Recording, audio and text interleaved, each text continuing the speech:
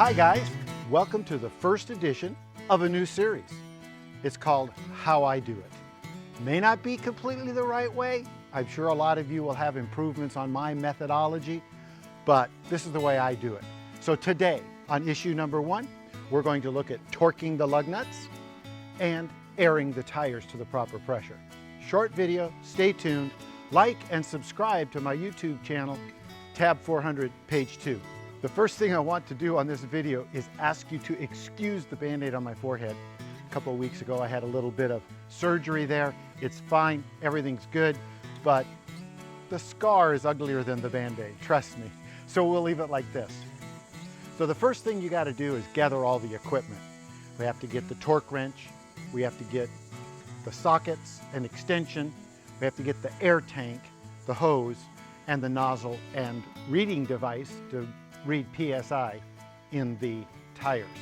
So I've collected all these things, I've got them in place. Now let's talk about each one.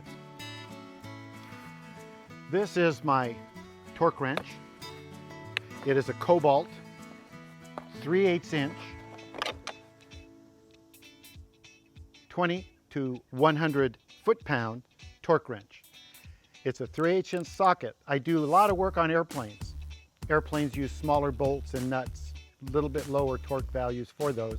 So I have a 3/8 inch drive. It will still work fine for the 1/2 inch with an adapter or even just straight with the socket on the 3/8 drive. It is ratcheting, so you select tighten and loosen. In this case, I'm going to have it on tighten to tighten the torque up. Then you want to set it. It is spring loaded. You pull down on the little handle and twist and rotate.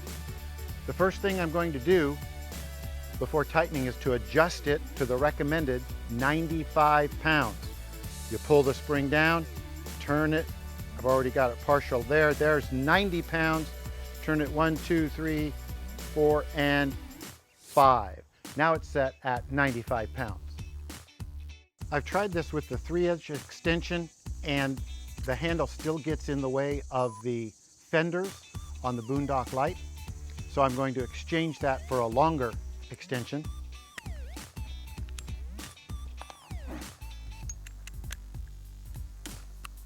And this will make it easier to turn.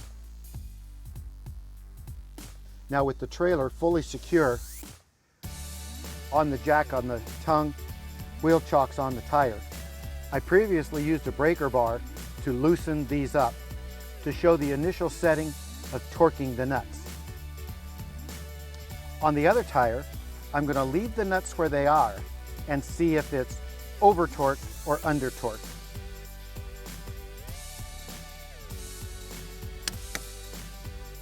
There's a click on the first one. Come down for the second one. There's a click on the second one. Over to the third, and notice that we're doing it in a star pattern. So it's every other one, and there it's tight. So on the right side of the tire, I've torqued these previously. We've been on some trips. The other side, of course, I backed it off and then tightened them. These I'm just going to put the torque wrench on and make sure they are adequately tight. Turned a little bit and then the click. In the star pattern, turned a little less and the click. Number 3 is tight. Now number 4 and number 5.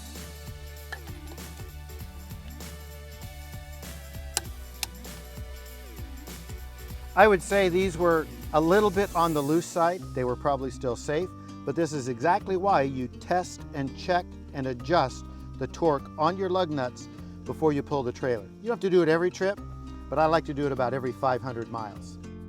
You can see that everything is upside down the way the tire is particularly situated. So I'm going to switch it over so you can read a little bit easier, but you can see a max load for single is 2,340 pounds at 50 PSI. And it's recommended to take it just a little bit below that max rating of PSI. So I'm going to do 45 pounds in each tire. If you're going to go on dirt roads, gravel roads, some less improved roads with ruts or holes, you might want to let a few pounds out. And if you're going long distance on the highway, you could put a few more pounds in. But I find 45 pounds to be the best setting for these tires on this trailer. Now we're going to top off the air in this right side or passenger side tire. Remove the stem, hold it firmly in place, and I got just over 40 pounds there, so bring it up.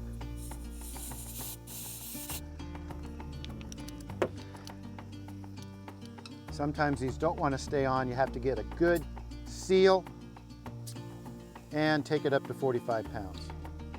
2 more. And there is 45 pounds on the right side. So there you have it. That's the way I do it, how I torque the lug nuts on the tires and how I air up the tires and the settings that I use. To review, you'll need a torque wrench capable of doing 95 foot-pounds, 3/4 inch or a 19mm socket to fit the lug nut. And you want the breakaway bar instead of the deflector bar. Breakaway bars work just a little bit better. Oh, and one reminder, when you're all done, back that all the way off to 0 because you're presetting on springs. You don't want that spring to lose its calibration, so you back it all the way off. Thanks for watching. I appreciate you spending a little bit of time with me. Hopefully this has been helpful to you. If it was, like it, subscribe to my channel, and see future videos on where we go, what we do, how we make it better, and now how I do it. Be sure to subscribe to Tab 400 Page 2. We'll see you on down the road.